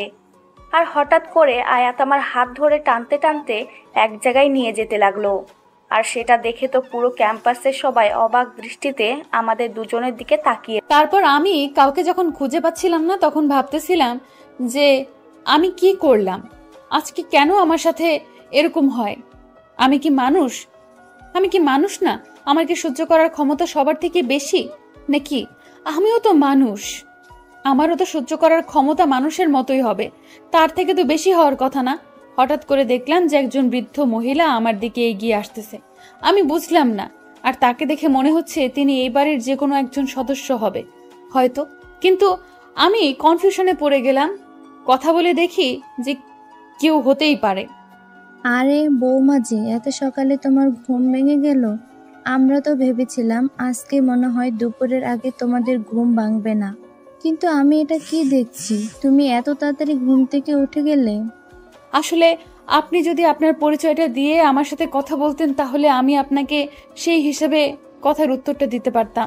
আপনাকে তো আমি চিনতে পারতেছি না, আমার কথাটা অন্যভাবে নিবেন না। আমি চিনি না তো, তার জন্য আপনাকে এইভাবে কথা বললাম আমি। আরে সমস্যা নেই, আমি তোমাকে পরিচয় দিচ্ছি। আগে আসো আমার সাথে, এখানে এসে বসে থাকো। আর তুমি এত সকালে ঘুম থেকে উঠলে যে? আর আমাদের বদমাসটা কই? তাকে তো দেখতে পাচ্ছি না, তার কি এখনো ঘুম হয়নি? আপনি আপনার পরিচয়টা আগে দেন প্লিজ, না হলে আমি আপনার সাথে কোনো সম্বন্ধ নিয়ে কথা বলবো আমি ভেবে পাচ্ছি না। আপনি আগে আপনার পরিচয়টা দেন, আমি আকুতি মিনতি করতেছি আপনার কাছে, প্লিজ পরিচয়টা দেন আপনার। আমি তোমার দাদি শাশুড়ি, আর আমি তোমার বৃদ্ধ সতীন বলতে পারো। আর কি কোনো পরিচয় দেওয়া লাগবে আমার সতীনকে? না, আমি আমার যেটা জানার দরকার ছিল সেটা জেনে নিয়েছি, আর কোনো পরিচয় লাগবে না। এবার বলেন কি শুনতে চান আমার থেকে। আর কি বললেন, আর কি বললে আপনি খুশি হবেন আমি সেটাই আপনাকে শুনিয়ে দেব। আমি কোনো কিছুই শুনতে চাই না, বাট তোমাকে একটা কথা বলতে চাই। আমাদের পরিবারের মধ্যে একটু ঝামেলা চলতেছে, তার মধ্যে তোমাদের বিয়েটা হয়ে গেল। তাই হয়তো আমাদের সব মেহমান এখানে এখনো উপস্থিত হয়নি, কিন্তু তোমাদের বিয়েটা হঠাৎ হয়ে গিয়েছে কোনো আয়োজন ছাড়াই। আশা করি তুমি এতে মনোমালিন্য করবে না। সামনে আমরা ধুমধাম করে তোমাদের বিয়ের অনুষ্ঠান করব, সেই প্ল্যান চলতেছে। আপনারা শুধু স্বপ্ন দেখেন যে আমাদের বিয়ের অনুষ্ঠান হবে, এটা কখনো সম্ভব না, কারণ আপনার নাতি তো আমাকে মেনে নিচ্ছে না। কয়েকদিন পর আমাকে এখান থেকে চলে যেতে হবে, তাহলে আমাদের আবার অনুষ্ঠানের হবে। আর তাহলে আমাদের অনুষ্ঠান কবে হবে এই আশাটা অন্তত আমি দেখতেছি না এখন। কারণ যদি আমি একজন ভালো মানুষই হইতাম, আমার সতীত্ব ঠিক থাকতো, তাহলে না হয় আমি এই চিন্তা করতাম যে আমাদের বিয়ের অনুষ্ঠান হবে, ধুমধাম করে সবাই মিলে এসে আমাকে বরণ করে নিল। কিন্তু এখন আর সেই চিন্তা করতেছি না। এখন মাথায় একটাই টেনশন, আমি বাহিরে যে কোনো একটা চাকরি পেতেই হবে, তাহলে হয়তো আমি আমার জীবনটা কারো কথা না শুনে পার করতে পারবো। না হলে সবার কথা শুনতেই হবে আমাকে, সবার বোঝা হয়ে থাকবো আমি। আমি চুপ করে আছি, কোনো কথা বলতেছি না। আর এখানে থাকা যাবে না, কারণ এখানে থাকলে সবাই আসবে, নানা ধরনের কথা বলবে, আমার মন মানসিকতা একদম নষ্ট হয়ে যাবে। কারণ আমার মতো নষ্ট মেয়ের সাথে এসব মানায় না। কারণ আমি স্বপ্ন দেখতে ভুলে গিয়েছি, যেদিন আমাকে সবাই নষ্ট করে দিয়েছে, আর সেদিন থেকে আমার সামাজিক জীবন একদম ধূলিসাৎ হয়ে গিয়েছে। এখন শুধু আমি একটা চিন্তা ভাবনা করি, আমি কিভাবে আমার রিলেটেড যত আত্মীয় আছে তাদের থেকে দূরে চলে যাব। কারণ তাদের কাছে আসলেই তাদের কথা মতো শুনতেই হবে। আর যেহেতু মাহিন বলেছে যে সবার সাথে একটু ভালো ব্যবহার করতে, সবার সাথে সুন্দর ব্যবহার করতে, তাই ফর্মালিটি দেখানোর জন্য কারোর সাথে খারাপ ব্যবহার করতেছি না। কি ভাবছো? মনোযোগ দিয়ে আমি তোমার সাথে কথা বলতেছি, আর তুমি দেখছি অন্য দেশে চলে গেছো। আমার নাতির কথা ভাবতেছো নাকি? আচ্ছা, এখন তাহলে তুমি রুমে যাও, তোমাকে এখন বাইরে আসতে হবে না, আমি তোমাকে গিয়ে নিয়ে আসবো ক্ষণে। কোনো সমস্যা নেই তো, আমি এখানে থাকতে পারবো। আর আপনি গল্প করতে থাকেন, আমি আপনার সাথে গল্প করি। আমার ভালোই লাগবে আপনার গল্প শুনতে, আমার বেশ চমৎকার লাগতেছে। আপনি আপনার জীবনের গল্পগুলো করেন, আমি শুনি একটু। তোমাকে এখন কোনো কিছু শুনতে হবে না, তোমাকে এখন আমি যেটা বলছি সেটা শোনো। তুমি এখন রুমে চলে যাও, আমি তোমাকে একটু পর গিয়ে নিয়ে আসবো, আর তোমাকে বউ সাজে সবার সামনে উপস্থাপন করব। এখন তুমি এখানে একটুও থাকবে না, এখন তুমি রুমে যাবা। এখন আমি এই মহিলাকে কিভাবে বুঝাই আমাকে এখন রুমে যাওয়া যাবে না, কারণ আমার পারমিশন নেই, আমাকে দূরে দূরে থাকতে হবে। কিন্তু এখন তো না করতে পারতেছি না, তাহলে কেমন হয়ে যায় বিষয়টা। তাহলে সবাই আমাকে নিয়ে উল্টাপাল্টা ভাবা শুরু করে দেবে, আর আমি চাই না আমার জন্য এই বাড়িতে কেউ অশান্তির সৃষ্টি হোক। আমি যেখানেই যাই সেখানে তো শুধু অশান্তি আর অশান্তি। আজকে অন্তত এই দিনে আমি কোনো অশান্তি ঘটাতে চাই না এই বাসায়। তাই আমি আমার দাদি শাশুড়িকে দেখিয়ে দেখিয়ে রুমের কাছে চলে আসলাম। দেখলাম যে উনি আমার দিকে তাকিয়ে আছে। আমি কোনো উপায় না পেয়ে রুমের ভেতরে প্রবেশ করে নিলাম। কি রে, তুই আবার রুমের ভিতর এসেছিস? তোকে না বলছি রুমের ভেতরে যেন আমি না দেখি, তারপরও রুমের ভিতরে কি করিস? আসলে আমি তো রুমের ভেতরে আসতে চাচ্ছিলাম না, কিন্তু আপনার দাদি আমাকে জোর করে ভেতরে পাঠিয়ে দিলেন। আমি কি করব? আমি তো ভাবলাম যে আমি একটু বাইরে থাকি, আমার বাইরে ভালো লাগতেছে। কিন্তু আপনি যে বললেন যে কেউ যেন বুঝতে না পারে, তার জন্য আমি তাকে বুঝতে না দেওয়ার জন্য রুমের ভেতরে প্রবেশ করতে বাধ্য হলাম। আর কত বাহানা দেখাবি তুই আমারে? বুঝছি। আচ্ছা যা, ঘরের একদিকে বসে থাক, আমার সামনে আসবি না। আর পারলে বেলকনিতে গিয়ে বসে থাক, রুমের ভিতর চেষ্টা করবি না। আর যখন তোকে কেউ নিতে আসবে তখন তার সাথে চলে যাবি, ঝামেলা শেষ। আমার সাথে কোনো কথা বলার চেষ্টা করবি না। আচ্ছা, আপনি যেটা বলবেন সেটাই হবে। আমি আর কোনো কথা বলবো না এটা নিয়ে। আপনি যা বলবেন আমি তাই করব, তাই শুনবো। কিন্তু আমার একটা প্রশ্ন ছিল, যদি আপনি আমার প্রশ্নের উত্তরটা দিতেন। তোর সাহস তো কম না, তুই আমাকে আবার প্রশ্ন করবি? কি প্রশ্ন আছে তোর, বল, শুনতেছি। আর নেক্সট টাইম কোনো প্রশ্ন করার সাহস দেখাবি না আমাকে, তাহলে কিন্তু ভালো হবে না। আপনি এরকম কেন? আপনার এত রাগ কেন? আমি বুঝি না। আপনাকে দেখলে তো বোঝা যায় না আপনার ভেতরে এত রাগ। আপনাকে দেখে তো শান্ত শিষ্ট, অনেক ভদ্র বলে মনে হয়, কিন্তু আপনি আমার সাথে এরকম ব্যবহার করতেছেন কেন? আমি তো একটা মানুষ, আমার সাথে একটু ভালোভাবে কথা বলা যায় না? আমি তো একটা মানুষ, আমার সাথে একটু ভালোভাবে কথা বলা যায়, তাই না? দেখ, মাথা গরম করাইস না, একদম মেরে পুঁতে ফেলবো এখন তোকে। এখানে থাকতে দিয়েছি তার মানে এই না যে তুই আমাকে যেটা খুশি সেটা জিজ্ঞেস করতে পারবি। তাহলে কিন্তু কানের নিচে কয়েকটা যখন দেব তখন বুঝতে পারবি আমি কে। না, আমি ভালো করে জানি আমাদের মতো নষ্ট মেয়ে, খারাপ মেয়ে, যেটাই বলেন না কেন, সব তো আমাকে মেনে নিতে হবে মাথা পেতে। এখানে তো কোনো প্রতি উত্তর দেওয়ার ক্ষমতা আমার কাছে নাই। আর কথা বলছি, আপনি কিন্তু ভালোভাবে কথা বলতে পারেন আমার সাথে। আমার ইচ্ছা, আমি যেভাবে ইচ্ছা সেভাবে কথা বলবো, তাতে তোর সমস্যা কি বুঝতেছি না তো। তুই যে আমাকে এত প্রশ্ন করতেছিস কিসের জন্য? এক লাথি দিয়ে রুম থেকে বের করে দেব। মাথা গরম করাবি না বলতেছি না? ঠিক আছে, আর কোনো জিজ্ঞেস করতেছি না। আপনি যদি আমার সাথে এরকম ব্যবহার করে ভালো থাকেন তাহলে করতে থাকেন, আমি কোনো কিছু বলবো না। আপনি যেহেতু আমাকে দয়া দেখাতেছেন, তার মানে আপনার অনুগত তোমাকেই করতে হবে। এই মেয়েকে উচিত শিক্ষা দিতে হবে, না হলে মনে হচ্ছে না কাজ হবে। কারণ এভাবে যদি তাকে আশকারা দেই তাহলে আমার মাথায় উঠবে, আমি আমার মাথায় নিতে পারবো না। কারণ এইরকম একটা নোংরা মেয়ের সাথে আমি সারা জীবন কখনো সংসার করতে পারবো না। তাকে যে কোনো প্রকারের বাসা থেকে বের করতেই হবে। এখন আছে মহা মুশকিলে, কারণ সবাই আমার বিরুদ্ধে গিয়ে আমার বিয়েটা দিয়ে দিয়েছে। আমি এই বিয়েতে রাজি ছিলাম না মোটেও। আর মেয়েটার যখন ছবি দেখেছি তখন একটু ভালো লাগছিল, তারপর 2 দিন ফোনে কথা বলেছি, ভাবলাম যে ভালোই হবে। কিন্তু যেটা শুনলাম বাসর রাতে, এই মেয়ের সাথে কখনো থাকা সম্ভব না আমার। এখন আমি বাসার মানুষের সাথে কিভাবে কথাটা শেয়ার করব? কেউ তো আমার কথা কানে নিবে না, সবাই তো আমার বিরুদ্ধে। ভেবেছিলাম যাকে বিয়ে করব তার সাথে মনের সব দুঃখ কষ্ট শেয়ার করব, তার সাথে সারাদিন হাসি কান্না সব কিছুই ভাগ করে নিয়ে সারা জীবন পার করে দেবে। কিন্তু নিয়তি আমার সাথে এমনটা বেইমানি করবে আমি কখনো কল্পনাও করতে পারিনি। আমি ভেবেছিলাম আমার মনে মানুষের সাথে সব কিছু ঠিকঠাক করে নেব। পরিবারের মানুষ তো আমাকে কেউ দেখতে পারে না, আমি নিজেও জানি না তারা কেন আমার সাথে এরকম ব্যবহার করে। তারা তো সবসময় আমাকে পারলেই বাসা থেকে বের করে দেয়, কিন্তু কেন যে আমি এই বাসায় থাকি, কেন যে এই বাসার মায়া কাটাতে পারি না, আমি সেটা নিজেও জানি না। ভাবলাম যে মনের মানুষ হলে তার সাথে হয়তো জীবনটা ঠিক মতো কাটাতে পারবো, কিন্তু কপাল আমার এমন খারাপ সেটা বলে বোঝাতে পারবো না কাউকে। আমি কেন বেঁচে আছি, কিসের জন্য বেঁচে আছি? আমার তো মরে যাওয়া উচিত, তাই না? আমি কেন তাহলে বেঁচে আছি পৃথিবীতে? কেন? আমার মতো নষ্ট মেয়েদের সমাজ হয়তো কেউ মেনে নেয় না, সবাই সমাজে নষ্ট হয়ে থাকে। সারা জীবন আমি তার ব্যতিক্রম হতে যাব কিসের জন্য? আমাকে তো কেউ মেনে নিবে, আমাকেও তো সারা জীবন এইভাবে চলতে হবে একাকিত্বভাবে। কিন্তু আমি কখনো নিজেই জীবন দিব না, এটা আমার অঙ্গীকার। যাকে ভালোবাসলাম সে তো আমাকে নষ্ট বানিয়ে ছেড়ে দিয়ে চলে গেছে। এখন নষ্ট হয়ে সারা জীবন সমাজের বুকে বেঁচে থাকতে হবে। কেউ বলবে না যে একটু বুকে আয়। যেখানে বাবা মাই আমাকে ছুঁড়ে ফেলে দিচ্ছে রাস্তায়, আমাকে বাসা থেকে বের করে দিতে পারলো বেঁচে যায়, আমাকে বাসা থেকে বের করে দিতে পারলে বেঁচে যায়, সেখানে অন্য মানুষ আমাকে কেন আপন করে নেবে? মানুষের ভাগ্যের পরিহাস যে কি রকম হয় সেটা আজকে আমি হাড়ে হাড়ে বুঝতে পারতেছি।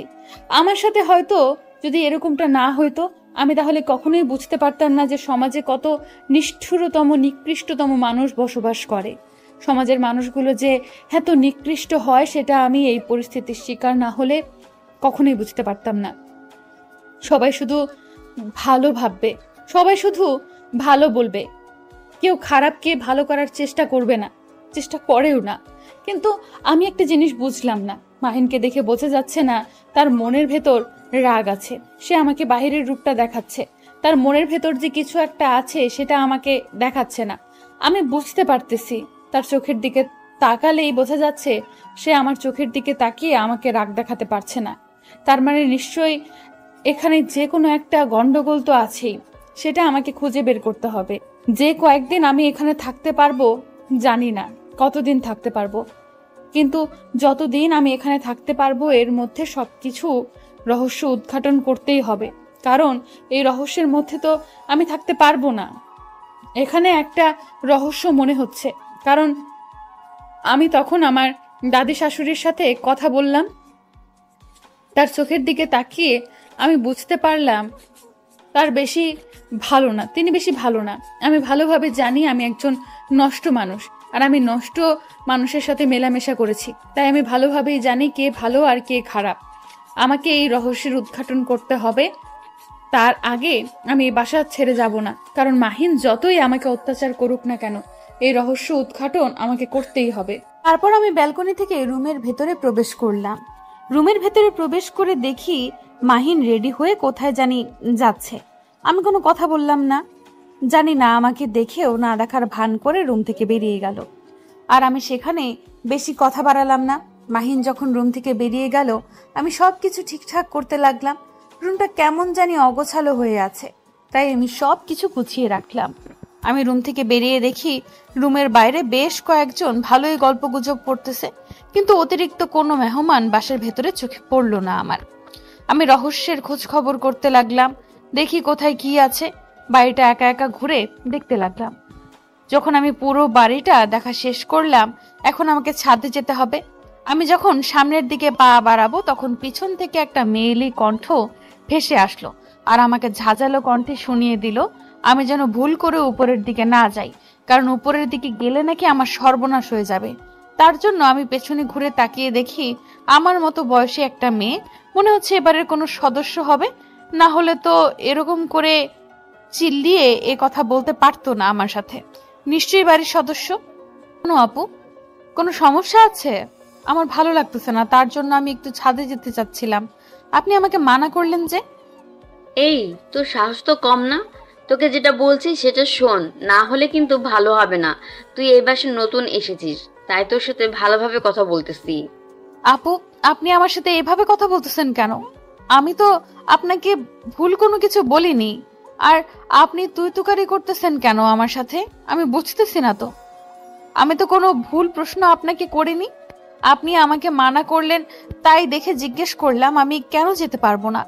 আপনি যদি আমাকে সত্যিটা বলেন তাহলে তো আমি আর কখনো ভুলেও যাব না, তাই না? আপনি এভাবে কথা না বললেও পারতেন আমার সাথে। আচ্ছা, আমার ভুল হয়ে গেছে, আমার এভাবে কথা বলা ঠিক হয়নি। আপনি আমাকে প্লিজ মাফ করে দিবেন। আমি রাগের মাথায় বলে ফেলেছি আপনাকে। আসলে উপরে একটা দুর্ঘটনা ঘটেছে, যার জন্য আমরা কেউ ছাদে যাই না। আর আপনি প্লিজ কখনো ভুল করে ছাদে যাবেন না। আমাকে কি সেই ঘটনাটা বলা যাবে কি? কি এমন ঘটেছিল যার জন্য কেউ যায় না উপরে, আর আমাকেও যেতে নিষেধ করতেছেন? নিশ্চয়ই তো কোনো একটা অঘটন ঘটেছে, না হলে তো এত কড়া ব্যবহার করতেন না আপনি আমার সাথে। এই বিষয়টা আমিও ঠিক ভালো মতো জানি না, বাট আমাকে নিষেধ করা হয়েছে আর আমাকে বলা হয়েছে কেউ যেন উপরে যেতে না পারে, সেজন্য লক্ষ্য রাখতে। তার জন্য আমি লক্ষ্য রাখতেছি। আর এই বিষয়টা আম্মু আপনাকে ভালোভাবে বুঝিয়ে বলতে পারবে, আমি আপনাকে বলতে পারবো না। আপনি আম্মুর কাছে শুনে নিতে পারবেন।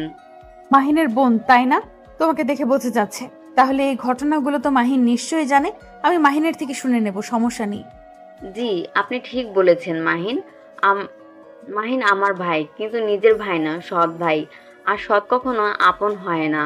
তাই আপনি প্লিজ ন্যাকামি বন্ধ করেন। আর আপনার কোনো সমস্যা হলে আমাদের দায়ভার নিতে হবে। এটা নিতে পারবো না। তাই আমি আপনাকে উপরে যেতে নিষেধ করতেছি। আর আমি ভুল করে কখনো উপরে যাবেন না। আপনি আমার সাথে এইভাবে কথা বলতেছেন কেন? আমি বুঝতেছি না তো। আমি তো কোনো ভুল করতেছি না। আপনার সাথে আমার কি সম্পর্ক আমি তো কিছু জানি না। আপনি যদি আমাকে সব খুলে বলতেন তাহলে হয়তো আমি সবকিছু বুঝতে পারতাম। আচ্ছা, তোর সমস্যা কি বলছি না? আমার সাথে বেশি বকবক না করে তোর রুমে যা, নিজের রুমে গিয়ে শুয়ে থাক। আর তোকে যখন যেখানে যেতে বলা হবে সেখানে যাবি, সমস্যার সমাধান। আমাদের উপর কথা বলার কোনো চেষ্টা করবি না, তাহলে কিন্তু তোর এমন অবস্থা হবে তুই এই বাসার কথা ভুলে যাবি। আচ্ছা আপু, আপনি যা বলবেন তাই হবে। আমি এই বিষয় নিয়ে কোনো আপনার সাথে কথা বলবো না। আমার ভুল হয়ে গিয়েছে। আপনার মুখের উপর তর্ক করা। আমি যাচ্ছি এখন এখান থেকে, প্লিজ। আপনি আমার কথায় কোনো কিছু মনে করবেন না। আচ্ছা, ভালো ভদ্র মেয়ে আমার কথা মতো সব শুনে চলবি, তাহলে ভালো থাকতে পারবি। আর আমার কথা যদি না শুনেছিস তাহলে তোর কপালে দুঃখ আছে বলে দিচ্ছি, না হলে ঘাড় ধাক্কা দিয়ে তোকে বাসা থেকে বের করে দিতে দ্বিধাবোধ করব না আমরা। সেখানে আর কোনো কথা বললাম না, আমি চুপচাপ সেখান থেকে চলে আসলাম। কারণ এখানে কথা বলা বোকামি ছাড়া আর কোনো কিচ্ছু না। কারণ আমি যতই এখানে কথা বলবো তাতে আমাকে অপমান হতে হবে, আর আমি অপমান সহ্য করতে পারি না খুব ভালো করে। তাই সেখানে কোনো কথা বললাম না, কারণ অপমান সহ্য করতে করতে এমন একটা পর্যায়ে এসে পৌঁছে গেছি আমি যে কে কি বললো সেটা শুনে আমার মন খারাপ হয় না। আর এমনিতেই তো আমার কিছু নেই, এখানে থাকবো, তারপর আমাকে এখান থেকে বাধ্যতামূলক চলে যেতেই হবে। কিন্তু মাহিনীর উপর কত ঝড় চলে যায় সেটা এখন আমি বুঝতে পারতেছি। সারাদিনে হয়তো এই বাসার মানুষ কথা শুনতে হয়, তার জীবন হয়তো অতিষ্ঠ করে দেয়। আমি রুমের ভেতর চলে আসলাম, এসে বসে বসে ভাবতে লাগলাম আজকে একটা মানুষ কতটা অসহায় হলে এভাবে এরকম একটা বাসায় থাকতে পারে। আমি এমনিতে একটা নষ্ট মেয়ে, আমি তো ভালোভাবে জানি মানুষের কটূক্তি কতটা খারাপ লাগে নিজের মধ্যে। মানুষের কটূক্তি শোনাতে যে নিজের মনের ভেতরে কি একটা আন্দোলন সৃষ্টি হয় সেটা আমি ভালো করেই বুঝতে পারি, কারণ আমি পরিস্থিতির শিকার। আমি ভালো করে জানি মানুষের কথা কখনো সহ্য করা যায় না। এখানে প্রতিটা মানুষ মাহিনের বিপরীতে অভিযোগ দেয়। মাহিন কিভাবে ভালো থাকে এই বাসায় বুঝতে পারি না, কিভাবে সবার সাথে হাসি খুশি ভাবে চলে আমি নিজেই বুঝতে পারতেছি না। আমি যেটুকু দেখলাম তাতে মনে হয় না মাহিন এখানে সুখে শান্তিতে থাকতে পারে। আমি এখানে এত রহস্য উদ্ঘাটন করতেছি কিসের জন্য? আমাকে তো কয়েকদিন পর এখান থেকে বের করে দেওয়া হবে, তাহলে আমি কেন এরকম করতেছি? সবার সাথে সুন্দরভাবে কয়েকটা দিন ভালোভাবে কথা বলি, যেভাবে চলতে বলে তার কথা মতো চলি, দেখি কি হয়। আমি তো এখানে সর্বোচ্চ 5 থেকে 6 দিন থাকতে পারবো, তাতে মানুষের এত মায়া সৃষ্টি করে লাভ কি? আর 2-1 জন মানুষের দুশ্মন হয়ে লাভ কি? সবাই যেভাবে আমাকে ভালোবাসবে আমিও তাকে সেইভাবেই ভালোবাসা দেখিয়ে চলে যাব। যেখানে আমার সতীত্ব ঠিক নেই সেখানে তো কেউ আমাকে মেনে নিবে না। যদি এখানে কেউ শুনে নেয় যে আমি অসতী নারী, তাহলে তো সবাই আমাকে যে কি কটূক্তি করবে সেটা আমি একটু ভালোভাবে আন্দাজ করতে পারতেছি এখন। আমাকে ছেড়ে দে, তুই আমাকে কোথায় নিয়ে যাচ্ছিস? সবাই আমার দিকে কিভাবে তাকিয়ে আছে। তোর মান সম্মান নাই বলে, কিন্তু আমার তো আত্মসম্মান বোধ বলে কিছু একটা আছে, তাই না? তুই আমাকে ছেড়ে দে। তাতে আমার কি হয়েছে? আমি তো কারো ধার ধারি না। এখন তোকে আমার সাথে একটা জায়গায় যেতে হবে। আজকে আমি তোকে আমার বাসায় নিয়ে যাচ্ছি। আজকে আমি একটা অন্যরকম ঘটনা শুনলাম বাসার, দেখি সেটা সত্যি কিনা। তোর বাসায় আমি যাব কিসের জন্য সেটা তো বুঝতেছি না। তোর বাসায় ঘটনা ঘটেছে, তুই গিয়ে দেখবি। আমাকে নিয়ে যাচ্ছিস কেন? এর মাঝে আমি জড়াতে চাচ্ছি না, আমাকে ছেড়ে দে। আমি এখন তোর সাথে যাব না। দেখ, এমনিতেই মাথা গরম আছে, তুই এর উপর আবার কোনো কথা বলবি না। এখন আমি যেটা বলতেছি সেটা শোন। এখন আমি আমাদের বাসায় যাব, আর তুই আমার সাথে যাচ্ছিস। এখানে আর একটা বেশি কথা বললে কিন্তু তোকে তুলে নিয়ে যাব। বলতেছি না আমি যেতে পারবো না, আমার সমস্যা আছে। তুই আমাকে কেন জোর জবরদস্তি করতেছিস? কিসের জন্য? এত সমস্যা কি? আমি কেন তোর সাথে যাব তোর বাসায়? আমার গিয়ে কোনো কাজ নেই, আমি এখানে থাকবো। আমার বান্ধবীরা আমাকে ডাকতেছে। তাতে আমার কি হয়েছে? এখন তোকে আমার সাথে যেতে হবে, এটা হলো বড় কথা। আমার বাসায় একটা অঘটন ঘটেছে, আমি একা গেলে সমাধান করতে পারবো না, মাথা গরম হয়ে যাবে। তুই আমার সামনে থাকলে আমি রাগ দেখাতে পারি না, তার জন্য তোকে নিয়ে যাচ্ছি, সমাধান করতে হবে। মানে কি বলতে চাচ্ছিস? কিসের সমাধান হবে? তুই আমাকে তোর বাসায় নিয়ে যাচ্ছিস কেন? আমি কখনোই তোর বাসায় যাব না। তুই আমাকে ছেড়ে দে, না হলে কিন্তু আমি চিৎকার করতে বাধ্য হব।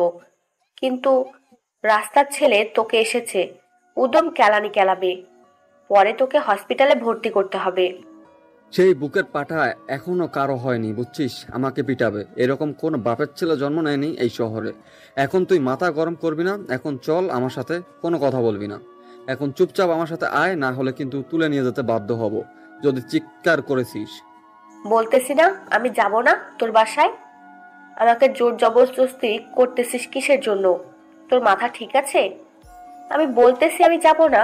তোর বাসায় কি এমন ঘটেছে যার জন্য তুই আমাকে নিয়ে যাবি? আমার বড় ভাইয়া নাকি বিয়ে করে ফেলেছে, আর আমি সেটা জানি না। আর আমার পরিবার কেউ আমাকে জানায়নি। আমি বুঝতেছি না এরকমটা করলো কিসের জন্য। আর তুই তো আমার সম্পর্কে সব কিছুই জানিস। আমার বাসায় আপন কেউ নেই। আমার বাবা সে তো সবসময় ব্যবসার কাজে ব্যস্ত থাকে। আর আমার সৎ মা সৎ বোন আছে, আর একজন দাদি আছে। তারা তো কেউ আমাদের দেখতে পারে না। মানে তোর ফ্যামিলিতে সবাই তো সৎ, তোর বাবাটা বাদে সবাই তো সৎ। আমি বুঝতে পারতেছি না তুই এত কেয়ারলেস হোস কিভাবে। তোর ভাইয়া তোর একমাত্র আপন, তাকে তুই সময় না দিয়ে তুই আমার সাথে সারাদিন ফুষ্টি নষ্টি করিস। তোর মাথায় কি সমস্যা আছে? দেখ, এমনি মাথা গরম আছে, এর মাঝে তুই আবার আমার মাথা গরম করার কোনো চেষ্টা করিস না। কথা কম বলবি না, তাহলে কিন্তু রাগ সব তোর উপর ঝেড়ে ফেলে দেবো। তখন আবার আমাকে দোষারোপ করতে পারবি না। তাই নিজের মুখটা বদ্ধ করে রাখ, তোর জন্য ভালো হবে। তারপর আমি চুপ হয়ে গেলাম, কারণ এখন আয়াতের মাথা ঠিক নেই। কখন কি করে বসে পড়ে, সব রাগ আমার উপর ঝেড়ে ফেলে দেবে, সেটা আমি ভালো করে জানি। কারণ আয়াতকে আমি ভালো করে চিনি। তারপর আয়াত তার গাড়িতে আমাকে তুলে নিল। আর কোনো কথা বললাম না। এখন যদি আমি বেশি কথা বলি তাহলে ঝামেলা আমার হবে, অন্য কারো হবে না। তাই নিজের মঙ্গলের জন্য আমি চুপচাপ হয়ে গেলাম। কারণ নিজের মঙ্গল পাগলও ভালো বোঝে।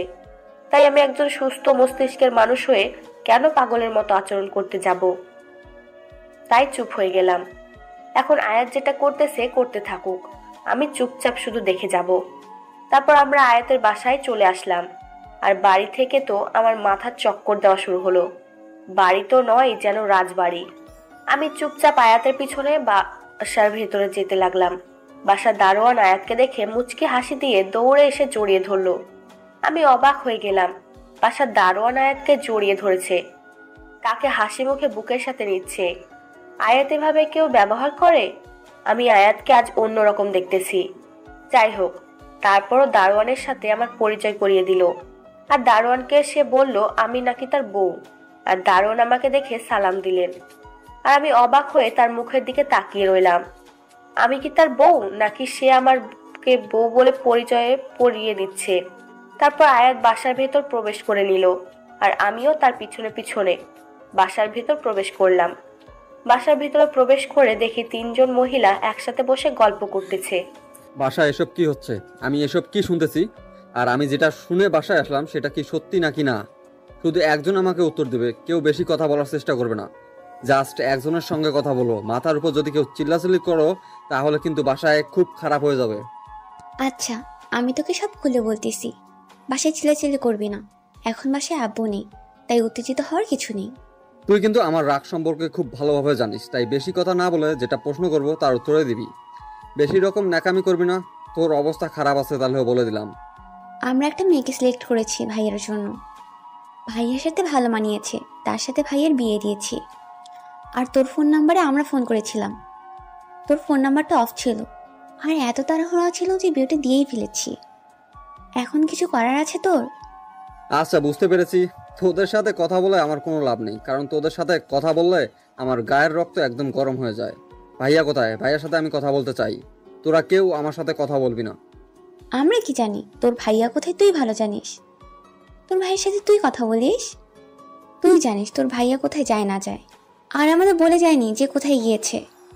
তোরা তো শুধু টাকার লোভী। টাকা আছে বিধায় তোরা এই বাসায় আসিস। টাকা না থাকলে তো তোরা বাসায় থাকতি না, সেটা আমি ভালো করে জানি। তাই বেশি বকবক না করে বল ভাইয়া কোথায় গিয়েছে, তার বিনিময়ে টাকা দেবো। বলছিস না বলে যায়নি? আর বলে গেলে বলে দিতাম। এত টাকার অহংকার দেখাইস না, বুঝিস নাই? একদিন তোর টাকা থাকবে না, বুঝছিস? আমার টাকা ঠিকই থাকবে, কিন্তু তোরা এই বাসায় থাকতে পারবি না, বুঝছিস?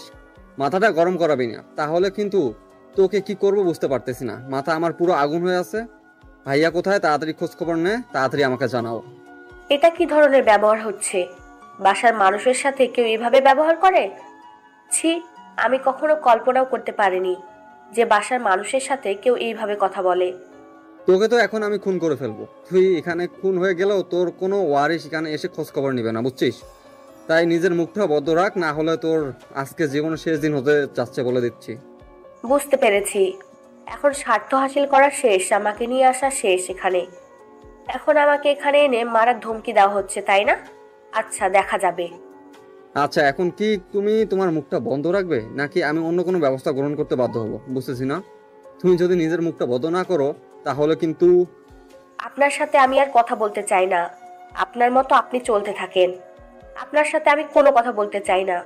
আপনি প্লিজ আমার সাথে কোনো কথা বলবেন না, আর আমাকে এখান থেকে বের করে দেন। আমি এখন বাসায় চলে যাব। তোকে কে বাসায় যেতে দিচ্ছে? তুই এখন আমার সাথে আয়, দেখি কোথাকার কোন মেয়েকে নিয়ে এসেছে বাসায়, একটু কথা বলে আসি। তারপর এখন বোঝা যাবে যে ঘটনা কি, তাদের পক্ষের কোনো মেয়েকে নিয়ে এসেছে নাকি পুরো বাড়িটা তাদের হাতে নেওয়ার জন্য। আমি আর এখানে এক মুহূর্ত থাকতে চাই না। আমাকে এখন এখান থেকে চলে যেতে হবে। প্লিজ আপনি আমাকে বাসা থেকে বের হওয়ার সুযোগ করে দিন। আমি এখন চলে যাব। আবারও মুখের উপর তর্ক করিস কিসের জন্য? বলছি না নিজের মুখটা বদ্ধ করে রাখ, না হলে কিন্তু ভালো হবে না। যতক্ষণ না আমি অনুমতি দিচ্ছি নিজের মুখটা বদ্ধ করে রাখবি, ততক্ষণ নিজের জন্য মঙ্গল হবে। এই মেয়েটা আবার কি? কোথা থেকে ধরে নিয়ে আসলি? আর তার সাথে এরকম জোর জবরদস্তি করতেছিস কেন? তাকে বাসায় যেতে দিচ্ছিস না কেন তুই? বিয়ে করে নিয়ে এসেছি। তোরা যেমন ভাইয়ের বিয়ে দিয়ে নিয়ে এসেছিস, আমিও তেমন আমার মতে বিয়ে করে নিয়ে এসেছি। তোদের কোনো সমস্যা আছে? আমার মনে হয় না তোদের কারো সমস্যা থাকবে, কারণ আমার মতামতের উপর কারো কথা বলার অধিকার নেই। মানে কি বুঝতে যাচ্ছিস তুই? কোথাকার মেয়ে তুই বিয়ে করে নিয়ে আসলি? আমি তাকে চিনি না, জানি না। তুই হঠাৎ করে তো বিয়ে করে নিয়ে আসতে পারিস না, তাই না? আমরা পরিবারের সবার সদস্যের মতামত নিয়ে ভাইয়ের বিয়ে দিয়েছি। তার মানে তুই বোঝাতে চাচ্ছিস আমি পরিবারের সদস্য না, তাই না? আর আমাকে বলা হয়নি, তাই না? আচ্ছা, এটা নিয়ে তোর সাথে আমি পরে তর্কাতর্কি করব। এখন যে নতুন মেহমান এসেছে তিনি কোথায়, তার মুখ দর্শন করে আসি। ভাইয়া রুমে আছে হয়তো, আমরা কি জানি? আমাদের সাথে তো এখনো গল্প করার জন্য আসেনি। হয়তো ঘুমাচ্ছে, নাহলে ভাইয়া রুমে কোনো কাজ করতেছে। এখন তো দুপুর সময়, তার মানে এখন হয়তো ঘুম থেকে উঠে গিয়েছে। কি করতেছে গিয়ে দেখতে পারিস না? আচ্ছা, আর তুই আয় আমার সাথে, বেশি কথা বলবি না, এখন ন্যাকামি করার চেষ্টাও করবি না, তাহলে কিন্তু খেয়ে ফেলবো একদম। তাই চুপচাপ আমার সাথে আয়। তারপর আমি চুপ হয়ে গেলাম। এখানে যত কথা বলবো তত কথা বেড়ে যাবে, আর ঝগড়াঝাটি আরো বেশি হয়ে যাবে। তাই আমি সেখানে নিজের মুখটা বন্ধ করলাম, কারণ এখন চুপ থাকা সবচেয়ে বেটার একটা পদ্ধতি হবে আমার জন্য। আমি কোনো কথা বললাম না। আয়াত যেভাবে দিক নির্দেশন দিচ্ছে আমি সেভাবে চলতেছি। এর একটু বেশিও না, কমও না। আমি সুন্দরভাবে আয়াতকে দেখানো পথ অনুসরণ করতে লাগলাম। তারপর আমাকে একটা রুমের ভিতর নিয়ে আসলো। রুমের ভিতর দেখি কেউ নেই, কিন্তু রুমটা অনেক সুন্দর করে সাজানো গোছানো। মনে হচ্ছে একটু আগে সবকিছু সুন্দরভাবে পরিপাটি করে সাজিয়ে রাখা হলো। এত সুন্দর লাগতেছে রুমটা। তারপর আমি রুমটা দেখতে লাগলাম। তখন আয়াত আমার হাত ধরে টানতে টানতে বাহিরে নিয়ে যেতে হলো। তখন পিছন থেকে কে যেন কিছু একটা বলে উঠলো। আমি শুনতে পাইনি ঠিক মতো, তবে আয়াত দাঁড়িয়ে গেল, আর সাথে সাথে আমিও দাঁড়িয়ে গেলাম। আর পিছন ফিরে দেখি একটা মেয়ে দাঁড়িয়ে আছে। তাকে ঝাপসা দেখা যাচ্ছে, কারণ তিনি ব্যালকনিতে দাঁড়িয়ে আছে। তার মুখে সূর্যের আলো পড়ছে, তাই তাকে ঝাপসা দেখাচ্ছে। তারপর আয়াত একটা চড়া কণ্ঠ দিয়ে ওনাকে ভিতরে আসতে বললেন। উনি আয়াতের কণ্ঠ শুনে একটু ঘাবড়ে গেলেন। দেখে বোঝা যাচ্ছে হয়তো একটু ভয় পেয়ে গিয়েছে। তারপর ধীরে ধীরে রুমের ভিতরে চলে আসলো। তারপর আয়াত আমার হাত ছেড়ে দিয়ে সেই মেয়েটার সামনে গিয়ে দাঁড়িয়ে পড়লো। আমিও গিয়ে মাঝখানে দাঁড়িয়ে পড়লাম। এমনভাবে দাঁড়িয়ে পড়লাম যাতে আয়াত মেয়েটার সাথে কোনো খারাপ ব্যবহার করতে না পারে। কারণ আয়াত যতই রাগ করুক না কেন, আমি সামনে দাঁড়িয়ে থাকলে আর তার চোখের দিকে তাকালে সে কখনো কারোর উপর রাগ দেখাতে পারে না। আমি সেটা খুব ভালো করে জানি। আপনি তাহলে এই বাসায় নতুন অতিথি, তাই না? কয়েকদিনের জন্য এখানে এসেছেন, সেটা যদি বলেন শুনে খুশি হইতাম আর কি, কারণ বাসায় তো কেউ থাকতে পারে না। ব্যালকনিতে দাঁড়িয়েছিলাম, হঠাৎ করে রুমের ভেতর দুজনের কণ্ঠ শুনে ভাবলাম যে বাসায় কেউ হয়তো এসেছে আমাকে ডাকার জন্য। তাই আমি ব্যালকনি থেকে সোজা রুমের দিকে আসতেই দেখি দুজন রুম থেকে বেরিয়ে যাচ্ছে, একটা ছেলে আর একটা মেয়ে। তখন আমি তাদেরকে দাঁড়াতে বললাম, আর আমি সেখানে দাঁড়িয়ে পড়লাম। আর হঠাৎ করে একটা ছেলে কণ্ঠে আমাকে ভেতরে আসার জন্য বলা হলো, আর আমি ভেতরে আসলাম। ভেতরে এসে তো আমি পুরাই অবাক। এরা কারা? কাদের দেখতেছি? আমি এদেরকে তো আমি চিনি না। এই বাসায় তো তাদেরকে দেখিনি এর আগে। ভয় পেয়ে গেলাম। তারপর ছেলেটা আমার সাথে এইভাবে কথা বলতেছে, ব্যাপার কি? আমি কিছুই ভুল করলাম নাকি? আর ছেলেটা বলতেছে আমি কয়েকদিনের জন্য এখানে এসেছি, মানে কি বুঝলাম না তো আমি।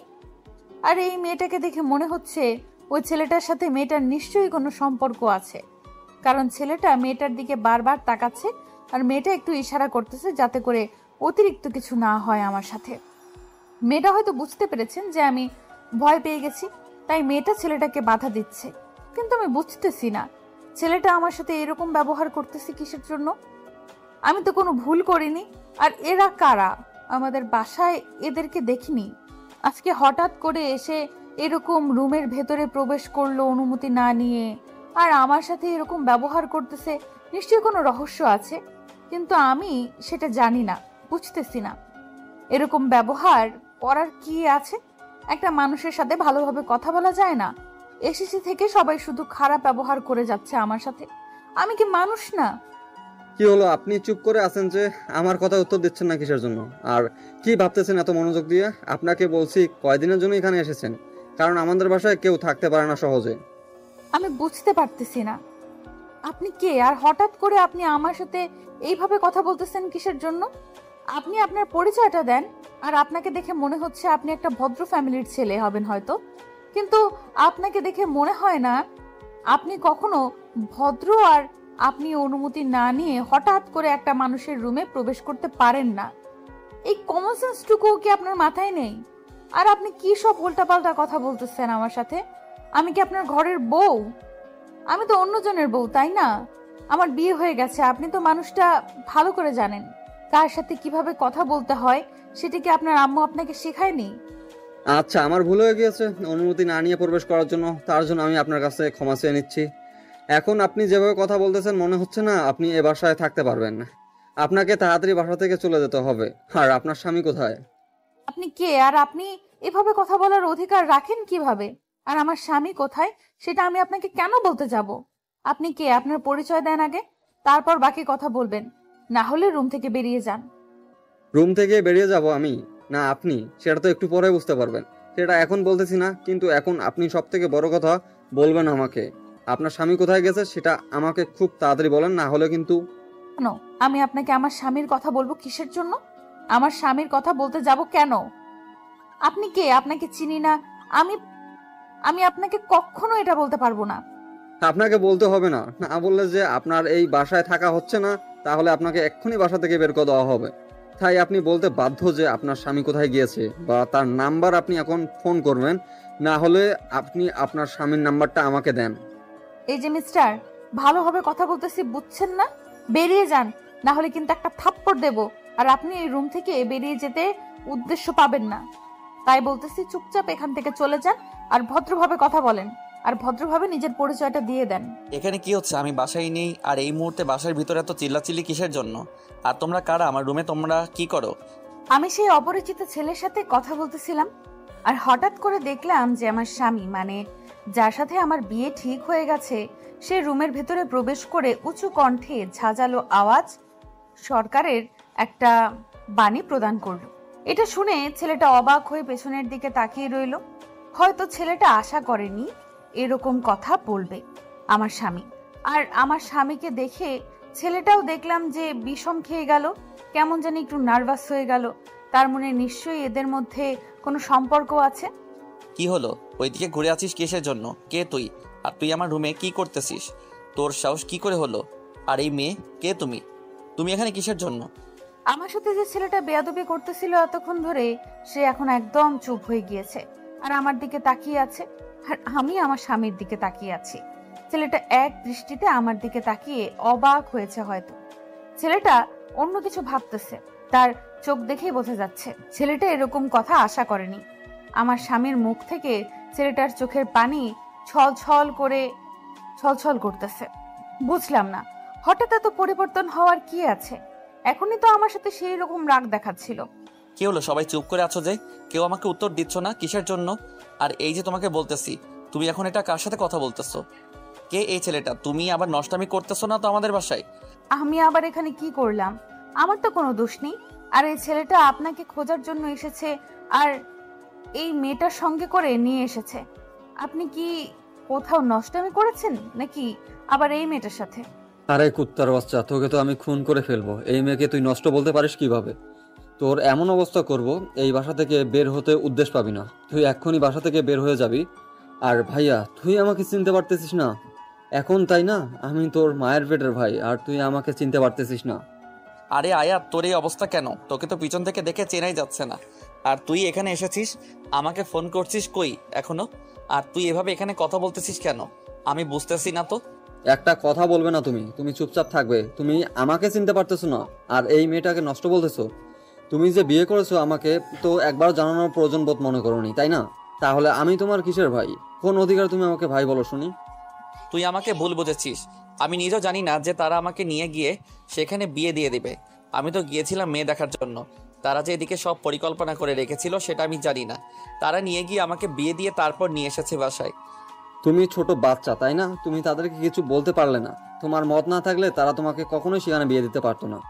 দেখতে গিয়েছো মেয়ে আর দেখতে পেয়েছো একটা সুন্দর মেয়ে, আমাকে তো জানানোর প্রয়োজন হয় না। আর এখানে কি নষ্ট নষ্ট চলতেছে? তার মানে তোমরা দুজন কি? বিশ্বাস কর ভাই আমার, আমি জানি না আমার বিয়ে দিয়ে দিবে তারা। আমি অসহায় হয়ে গিয়েছিলাম। বাবা আমাকে ইমোশনাল ব্ল্যাকমেল করতেছিল। আর বাকিদের ব্যাপারে তো তুই ভালো করে জানিস আমার থেকে। তারা সবাই আমাকে এমনভাবে ইমোশনাল করে দিয়েছে, আমি বিয়ে না করে সেখান থেকে উঠে আসতে পারিনি। আর তোকে ফোন করেছিলাম, তোর ফোনটা বন্ধ ছিল। হয়েছে, আমাকে আর বোঝাতে হবে না কিছু।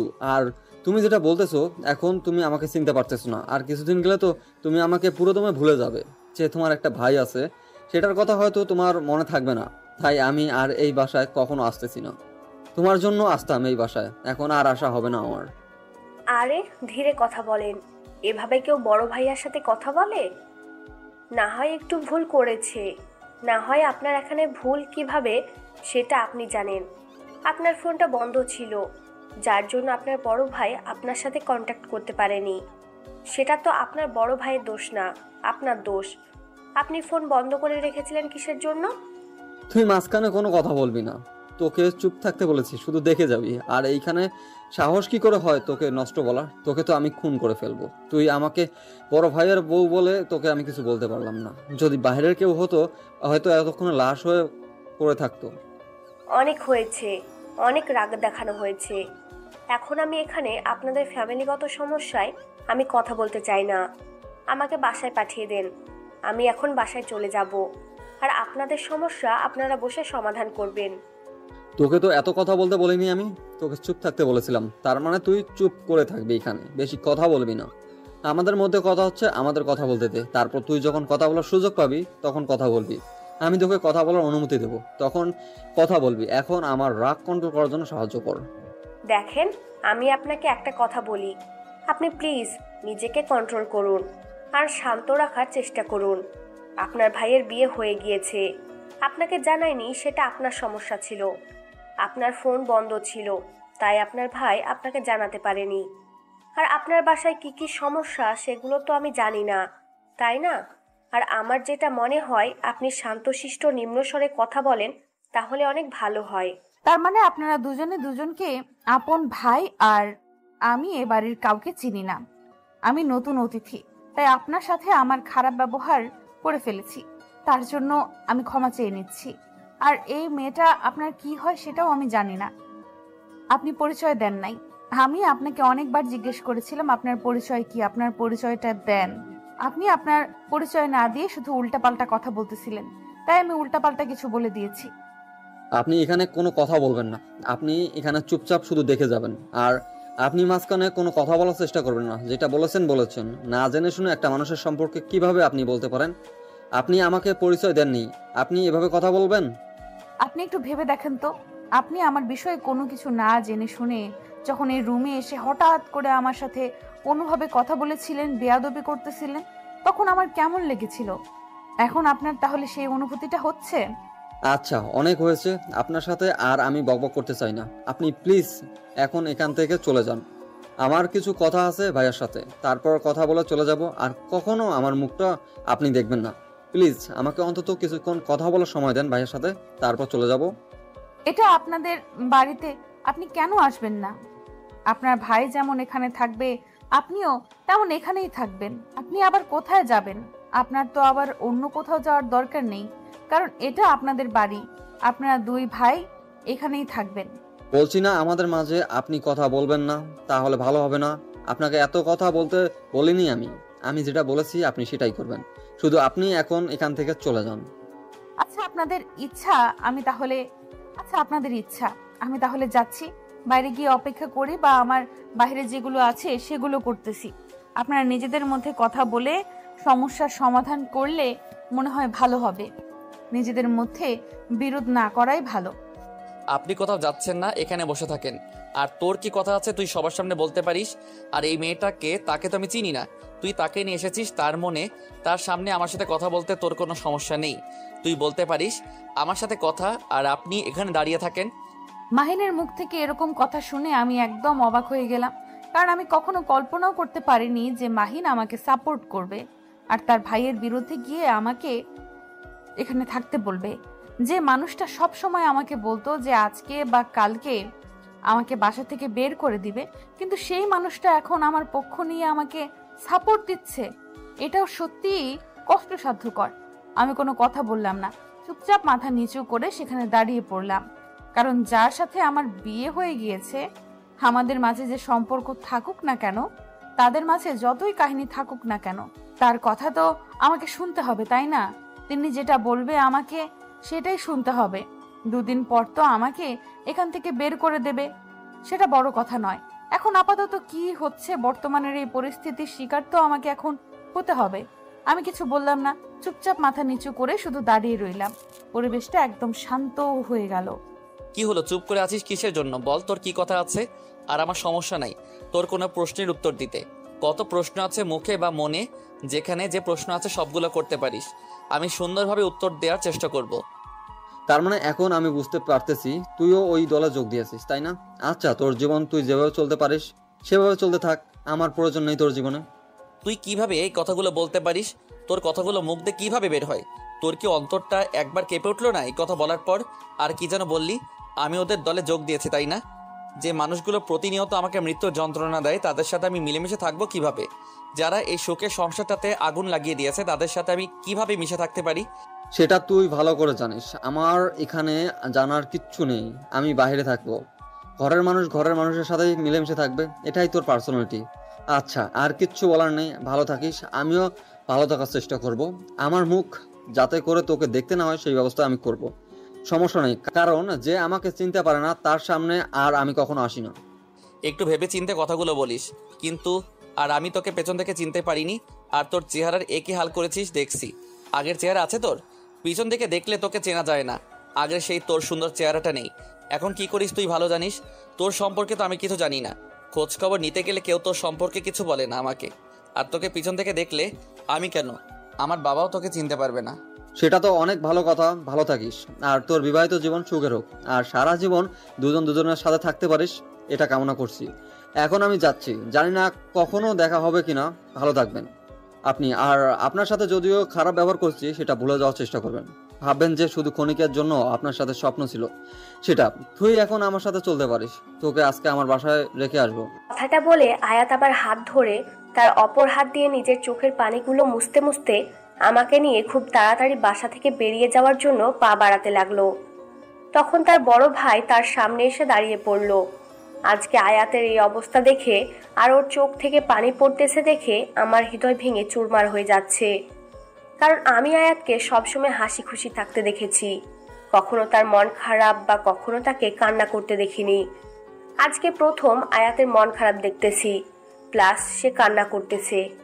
আমার মনের ভিতরে ভয় সৃষ্টি হয়ে গিয়েছে, কারণ আয়াতের এরকম একটা পরিস্থিতি আমি দেখব আমি কখনো কল্পনাও করতে পারিনি। যে ছেলে সবসময় হাসি খুশি থাকে আর তার সাথে যারা থাকে তাদেরকে সবসময় হাসি খুশি রাখে, সেই ছেলেটা কান্না করতেছে। আয়াত তার ভাইয়াকে তোয়াক্কা না করে তার ভাইয়াকে হাত দিয়ে এক সাইডে সরিয়ে দিয়ে বাসা থেকে বেরিয়ে আসলো। আয়াতের ভাই আয়াতকে পিছন থেকে অনেকবার ডাকাডাকি করতেছে, কিন্তু আয়াত সেদিকে লক্ষ্য না করে আমাকে নিয়ে চলে যাচ্ছে। মানে এখন নাকি সে আমাকে আমার বাসায় পৌঁছে দেবে।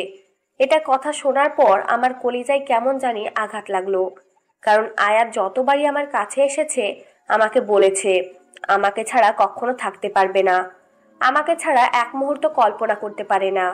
আজকে সেই ছেলে কিভাবে বলতে পারে যে আমাকে বাসায় রেখে আসবে?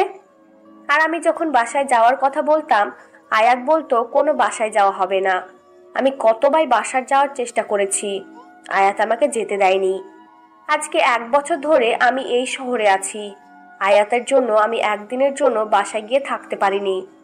তারপর আমরা বাসা থেকে বেরিয়ে পড়লাম, আর আয়াতের গাড়িতে করে আমাকে নিয়ে আমার বাসার উদ্দেশ্যে, আমাদের শহরের উদ্দেশ্যে রওনা দিল। আমি বুঝলাম না হঠাৎ করে এরকম মতিগতি কিসের জন্য। আমি কিছু বুঝতেছি না, আমার মাথা কাজ করতেছে না। আয়াত কি করতেছে এসব আমার কোনো কিছু ভালো লাগতেছে না। আয়াতের মতিগতি আমার একদম ভালো লাগতেছে না। আমি চাচ্ছি না এখন আয়াতের থেকে দূরে যেতে, কিন্তু এখন আয়াতের যে রাগ, এই অবস্থার কথা বললে সে আমাকে কি বলে। প্লিজ আয়াত, নিজেকে শান্ত করো। আর এখন চলো আমরা ক্যাম্পাসে যাব। আমি এখন বাসায় যাচ্ছি না, কারণ 1 সপ্তাহ পর আমাদের এক্সাম, সেটা তো তুমি ভালো করেই জানো। এখন আমি বাসায় যাব না। আজকে অন্তত আমি তোমাকে বাসায় রেখে আসি তোমাকে, আর তুমি কালকে বা পরশু চলে আসবে, সমস্যা নেই, কিন্তু আজকে অন্তত যেটা করতেছি করতে দাও।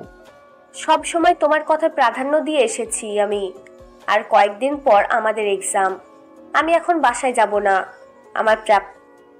আমার প্রিপারেশন ভালো না, তুমি সেটা ভালো করেই জানো। আমাকে কয়েকটা দিন পড়তে হবে। প্লিজ তুমি আমাকে আমাদের ক্যাম্পাসে নামিয়ে দিয়ে তারপর যেখানে খুশি সেখানে যেতে পারো। আচ্ছা, তুমি যেটা বলবে সেটাই হবে, তোমার যা খুশি তাই হবে।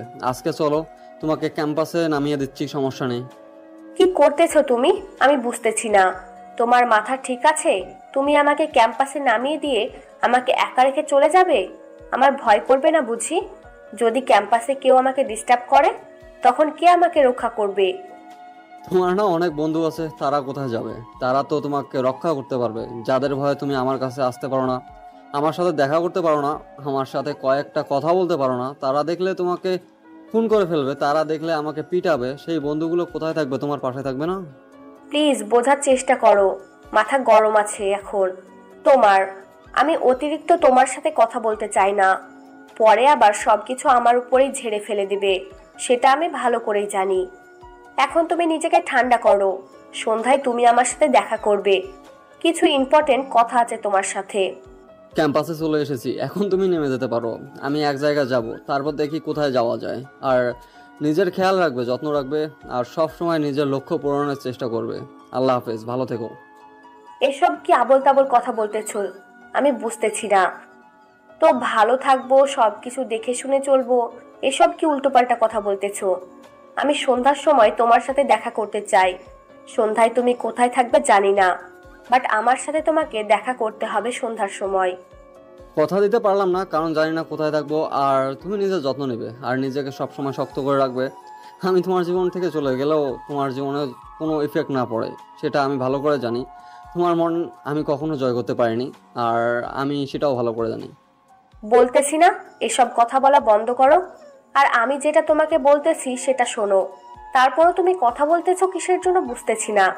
বলতেছি না সন্ধ্যের সময় দেখা করবে আমার সাথে। আমি যেটা বলতেছি তুমি সেটা শোনো। তোমাকে তো অনেক ডিস্টার্ব করেছি, তোমার অনেক পড়াশোনা ডিস্টার্ব করেছি, অনেক ডিস্টার্ব করবো না আর তোমাকে কখনো। তুমি না বলেছিলে আমি দূরে গেলে তোমার কোনো সমস্যা হবে না, তাহলে আমি দূরে চলে যাচ্ছি, তোমার যেন কোনো সমস্যা না হয়। তোমার জীবনের লক্ষ্য পূরণ তুমি করতেই পারো, তোমার বাবা মায়ের মুখে হাসি ফোটাতে পারবে, সেই দোয়া করি। Tata, bye bye. কথাটা বলে আয়াত গাড়ি নিয়ে চলে গেল।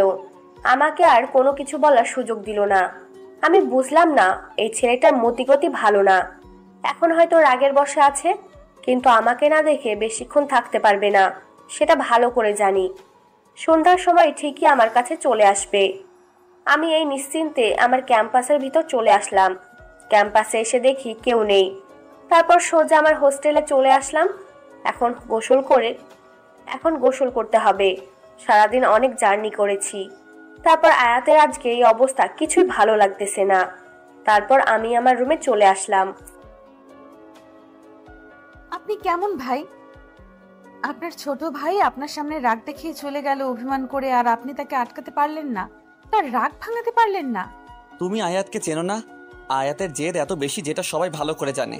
আয়াতের মুখের উপর কেউ কথা বলতে পারে না, আমিও পারি না মাঝে মাঝে, কারণ আয়াত যখন রাগের বশে থাকে তখন কি করে কেউ বলতে পারে না।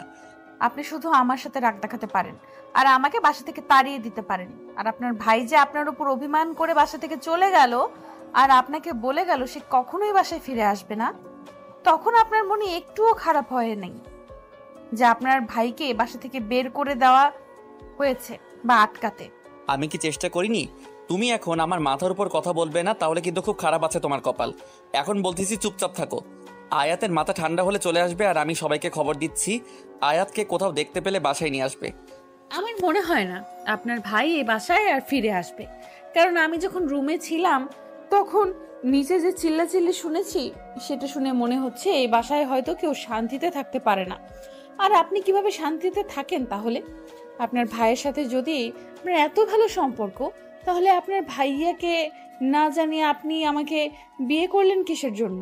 তার না হয় ফোন বন্ধ ছিল, কিন্তু তাকে তো আপনি নিয়ে গিয়ে আসতে পারতেন, বা আপনার কোনো বন্ধুর দ্বারা তাকে তো আমাদের বাসায় নিয়ে যাওয়া যেত, তাই না? তুমি আমাদের বাসার মানুষের সম্বন্ধে একটু জানো না, আর তুমি আমাদের বাসায় কাউকে ভালো মতোই চেনো না। কে কেমন, আর তোমার সাথে আমি এসব শেয়ার করতেছি কিসের জন্য? তুমি তো নষ্ট মেয়ে, আর নষ্ট মেয়েরা কখনোই ভালো হয় না। আপনি ঠিক বলেছেন, নষ্ট মেয়েরা কখনো ভালো হয় না। কিন্তু আপনি এটা জানেন, সমাজে খারাপ লোকের থেকে নষ্ট মেয়েরা অনেক ভালো থাকে। সমাজের যত খারাপ লোক আছে না, সবাই নষ্ট মেয়েদের কাছে চলে যায়। সেটা তো আমি ভালো করে জানি যে নষ্ট মানুষকে খুব ভালো করে চেনে, যেটা আমার মতো ভালো মানুষ কখনো চিনতে পারে না। আর আপনার সাথে আমার এত কথা বলার প্রয়োজন নেই। আপনি আপনার কাজ করেন, আমাকে আমার মতো থাকতে দেন। এই টেনশনের মাথায় কোনো টেনশন দিবেন না আপনি আমাকে। সেটা আপনি যথার্থই বলেছেন। আমি আপনাকে কোনো টেনশন দিতে চাচ্ছি না, কিন্তু একটা অনুরোধ করব। আমরা যেহেতু এখন স্বামী স্ত্রী, আমি যতই খারাপ হই না কেন, আপনাকে মানতেই হবে আপনার পরিবারের সামনে যে আমি আপনার বউ।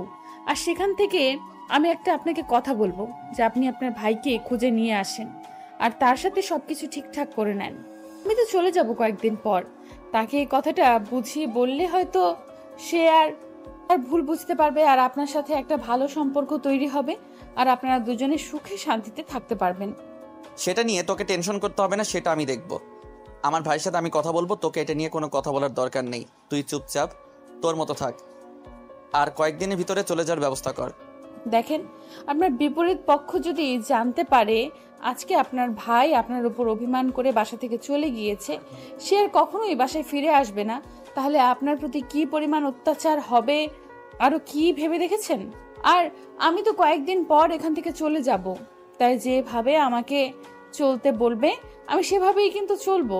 এই কথাটা মাথায় রাখবেন। আমি কারোর সাথে খারাপ ব্যবহার করতে পারবো না, আর কারোর জন্য কারোর সাথে মনোমালিন্য করে থাকতে পারবো না। সেটা তো অনেক ভালো কথা, কারণ আপনি তো কয়েকদিন পর এখান থেকে চলে যাবেন, আর আমি চাই না যে আপনি কারোর সাথে মনোমালিন্য করেন আমার জন্য। আর আপনি এসব থেকে দূরে থাকেন, তাহলে ভালো হবে। আর আমাদের ফ্যামিলির পার্সোনাল ব্যাপার আমরা সমাধান করার চেষ্টা করব। কথাটা বলে মাহিন মন খারাপ করে রুম থেকে বেরিয়ে গেল। আমি ভালো করে বুঝতে পারলাম, যদি মাহিনের পরিবারের কেউ জানতে পারে যে তার ভাই তাকে ছেড়ে চলে গিয়েছে, হয়তো তারা দুজন ছিল, তাদের একটি শক্তি ছিল, তাই হয়তো তেমন ভাবে অত্যাচার করতে পারে না দুজনকে।